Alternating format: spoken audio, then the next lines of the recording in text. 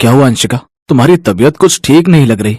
हाँ, वो मैं अभी हॉस्पिटल से अबॉर्शन करवा कर आई हूँ, इसलिए थोड़ी कमजोरी फील हो रही है। तुम पागल हो क्या? तुम हमारा बच्चा गिरवा कर आई हो। जब से हमारी शादी हुई है तब से मैं इस खुशखबरी का इंतजार कर रहा था और आज तुमने उसे अबॉर्ट करवा दिया। लीगल तौर पर यह बच्चा मेरा है, इसलिए मेरी मर्जी में इसे रखूं या गिराऊं। वैसे भी बॉडी मेरी खराब होगी तो इससे तुम्हें क्या फर्क पड़ता है। उनकी ये बात उनकी नौकरानी सुनीता सुन लेती है। एक मैं अभागिन हूं जो बच्चे के लिए कितनी मन्नतें मांग रही हूं, और एक मेम साहब है जो अपना बच्चा गिरा कर आ गई। हे भोलेनाथ, न जाने तू कब मेरी झोली भरेगा। ऐसे ही कुछ दिन बीत जाते हैं। एक रोज अंशिका की सास रमोला मिठाई लेकर आती है और उससे कहती है, ले बहू, ये देसी घी के मोतीचूर लड्डू खा ले। पड़ोस की कमला देकर गई है, ना जाने मेरे नसीब में कब दादी बनने का सुख होगा। ओफो, अब आप भी शुरू मत हो जाइए। मैंने आपसे कितनी बार कहा है कि मुझे ये बच्चा नहीं चाहिए। मुझे आपके जैसे गुब्बारे की तरह थोड़ी ना फूलना है। 55 की होकर 60 की लगती हो आप। मुझे जिम जाने में देर हो रही है, आप खाइए ये लड्डू। समय बीतता है। एक रोज ऐसे ही अंशिका जिम में एक्सरसाइज कर रही थी कि वो अचानक बेहोश हो जाती है। उसके घर वालों को इन्फॉर्म किया जाता है।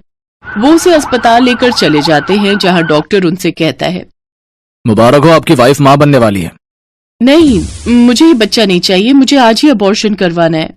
अंशिका, इस बार तुमने बच्चा गिरवाने की सोची भी तो मैं तुम्हें तलाक दे दूंगा, समझी? अब इस डर से अंशिका अबॉर्शन नहीं करवाती।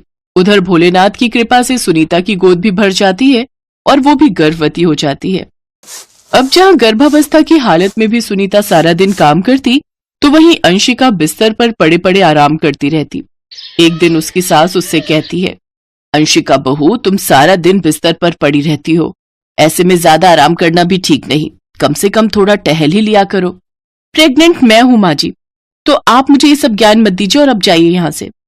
ऐसे ही 9 महीने बीत जाते हैं और दोनों की डिलीवरी का दिन आ जाता है। जहाँ सुनीता नॉर्मल डिलीवरी से सरकारी अस्पताल में बच्चे को जन्म देती है, तो वहीं अंशिका की डिलीवरी सी सेक्शन से होती है। कुछ दिन बाद वो घर आ जाती है।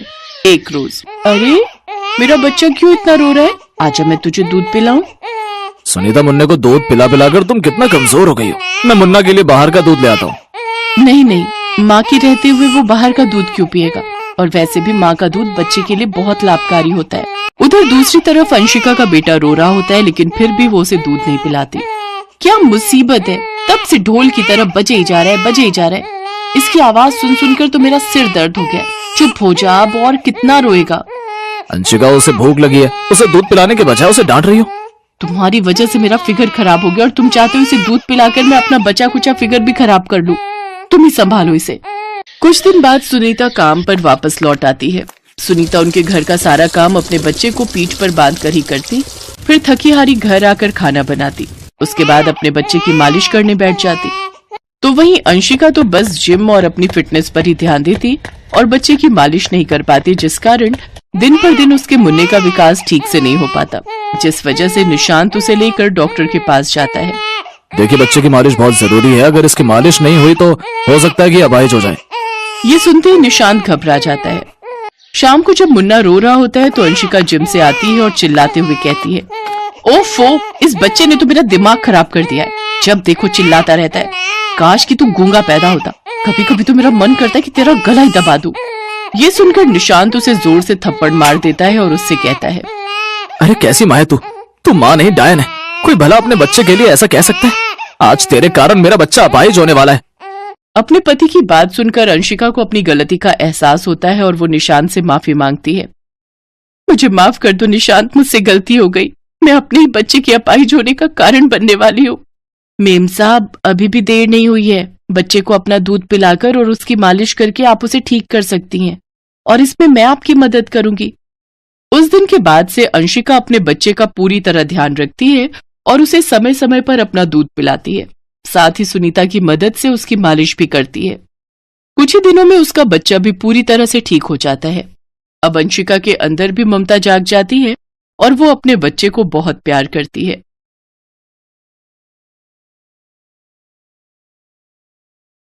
बहुत पुराने समय की बात है। राजस्थान के उदयपुर में एक छोटा सा गांव हुआ करता था। उस गांव में पानी की बड़ी किल्लत थी। उस गांव में माया अपने पति रवि के साथ रहती थी। रवि मेहनत मजदूरी करके अपना घर चलाता था। एक रोज रवि उदास मन लेकर घर लौटा तो देखा कि माया अपने 2 महीने के बच्चे के साथ खेल रही थी।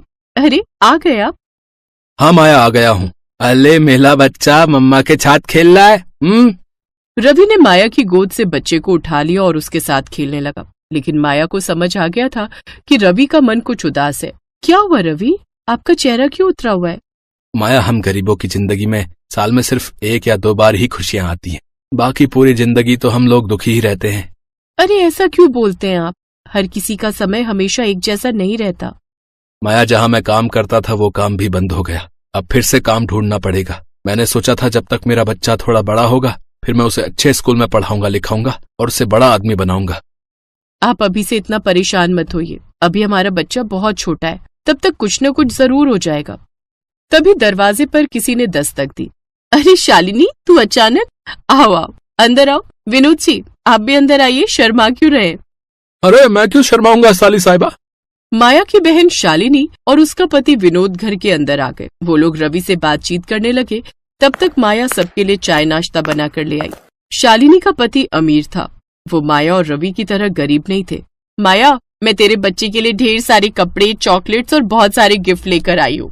अरे शालिनी, इसकी क्या जरूरत थी? मैं तेरे लिए नहीं लाई हूँ, इस बच्चे के लिए लाई हूँ। वैसे शालिनी, अचानक कैसे आना हुआ? मुझे लगता है शालिनी को बताते हुए शर्म आ रही है। मैं ही बता देता हूँ। अब कहानी कुछ समय पहले फ्लैशबैक में चली गई, जहाँ पर शालिनी अपने आलीशान घर में बैठकर अपने पति विनोद से बात कर रही थी। विनोद, मैं माया से 3 साल बड़ी हूँ। हमारी शादी के 3 साल हो चुके हैं, लेकिन हमारी एक भी औलाद नहीं हुई। उसकी 1 साल में ही हो गई। अब कर भी क्या सकते हैं शालिनी? लेकिन अब तो डॉक्टर ने भी जवाब दे दिया है। हम अपनी पूरी जिंदगी बिना औलाद के कैसे जी पाएंगे? अगर कहो तो बताओ। हाँ हाँ बताओ, मुझसे परमिशन लेने की क्या जरूरत है? क्यों ना हम माया के बच्चे को गोद ले ले। हमारे पास बहुत पैसा है। हम उसके बच्चे को अच्छी एजुकेशन देंगे, अच्छी जगह रखेंगे, अच्छे से पालेंगे। आइडिया तो अच्छा है, लेकिन क्या माया मानेगी? अरे मानेगी क्यों नहीं, पैसों में बड़ी ताकत होती है। उसे हम लालच देंगे ना कि हम उसके बच्चे को पढ़ाएंगे लिखाएंगे, करोड़ों रुपए उस पर खर्च करेंगे। जल्दी से तैयार हो जाओ, हम अभी चलते हैं। रास्ते में उसके बच्चे के लिए ढेर सारे गिफ्ट भी ले लेंगे, तो वो जरूर मान जाएगी। अब कहानी एक बार फिर से प्रेजेंट टाइम में वापस आ गई। माया अपने बच्चे को गोद में लेकर शालिनी की तरफ पीठ करके खड़ी हो गई। माया, तो कितनी मतलबी निकली। जरा सोच, हम तेरे बच्चे को अच्छे स्कूल में पढ़ाएंगे, महंगे महंगे कपड़े पहनाएंगे, अच्छा अच्छा खाना खिलाएंगे, तो जरा सोच, बड़ा होकर क्या हीरा बन जाएगा तेरा बेटा। शालिनी, मैंने तेरे बारे में ऐसा नहीं सोचा था। तूने ये कैसे सोच लिया कि पैसों के लालच में मैं तुझे अपना बेटा दे दूंगी? प्यार और ममता की दौलत से बढ़कर कोई दौलत नहीं होती। ये बड़ी बड़ी बातें ना सिर्फ फिल्मों में ही अच्छी लगती है माया। अगर तूने हमें अपना बच्चा गोद नहीं दिया तो हम आज के बाद तेरी कोई मदद नहीं करेंगे। तो हर बार मुझसे पैसों की मदद मांगती थी ना, अब मैं तेरी कोई मदद नहीं करूंगी। इससे पहले कि माया कुछ बोल पाती, उसका पति रवि बोला। देखिए, मुझे तो पता ही नहीं था कि माया आप लोगों से पैसे की मदद मांगती थी। हम अपने बच्चे को नहीं दे सकते। हमसे जितना हो पाएगा उतना हम अपने बच्चे के लिए करेंगे। हमें किसी की मदद की जरूरत नहीं। शालिनी, चलो यहाँ से। इन गरीब लोगों को बड़ी बड़ी बातें करने के अलावा कुछ नहीं आता। इतने में शालिनी ने गुस्से में माया की गोद से उसका बच्चा छीना और वहाँ से भागने लगी। पीछे पीछे विनोद भी भागने लगा। उसने जल्दी से अपनी कार स्टार्ट की और बच्चे को लेकर वहाँ से भाग गए। माया और रवि बहुत परेशान हो गए। रवि, हमारा बच्चा लेकर भाग गए वो लोग। रवि, हमारे बच्चे को बचाओ, उसे जल्दी से लेकर आओ मेरे पास, वरना मैं मर जाऊंगी। वो तुम्हारी बहन है, कोई किडनैपर नहीं है। मैं शाम को जाऊंगा, अपने बच्चों को लेकर आऊंगा। माया अपने बच्चे की याद में रोने लगी। वो एक पल के लिए भी अपने बच्चे को अपनी पलकों के सामने से नहीं हटाती थी।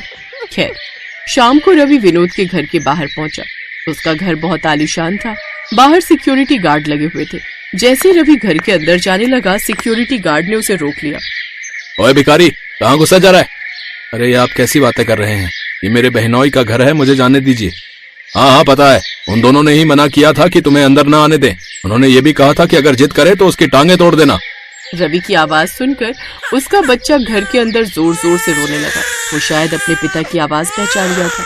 रवि ने भी उसकी आवाज सुन ली। मेरा बच्चा रो रहा है, मुझे अंदर जाने दो। मैं आ रहा हूँ मेरे बेटे, फिक्र मत कर, तेरा बाप आ गया है।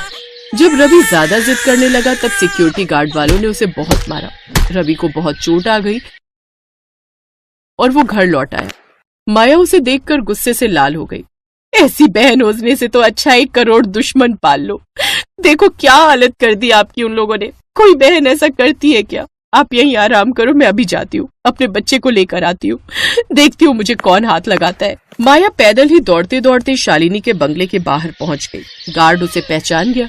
इससे पहले कि गार्ड उसे रोकता, माया बोली, अगर एक औरत को तुमने हाथ लगाने की भी कोशिश की तो जिंदगी भर जेल में सड़ते रहोगे। ऐसी धाराएं लगा दूंगी। मुझे छूने की कोशिश मत करना। मैं अपनी बहन के घर जा रही हूँ, किसी दूसरे के घर नहीं। सिक्योरिटी गार्ड्स माया को देखकर डर गए और उसे घर के अंदर जाने दिया। माया सीधे अपने बच्चे की आवाज सुनकर उसके कमरे में पहुंच गई और बच्चे को उठाकर वहां से जाने लगी। पर तभी वहां पर विनोद और शालिनी आ गए। इतने में माया ने किचन से कुछ बर्तन उठाए और फेंक फेंक कर शालिनी और विनोद की खोपड़ी तोड़ दी। रुक जा शालिनी, रुक जा, अभी वो बहुत गुस्से में लग रही है। मेरी तरफ अगर बढ़ने की कोशिश भी की तो या तो मैं अपने बच्चे के साथ खुद मर जाऊंगी या तुम दोनों को मार डालूंगी यहीं पर। अभी तक तुम लोगों ने मेरी ममता देखी है, नफरत नहीं।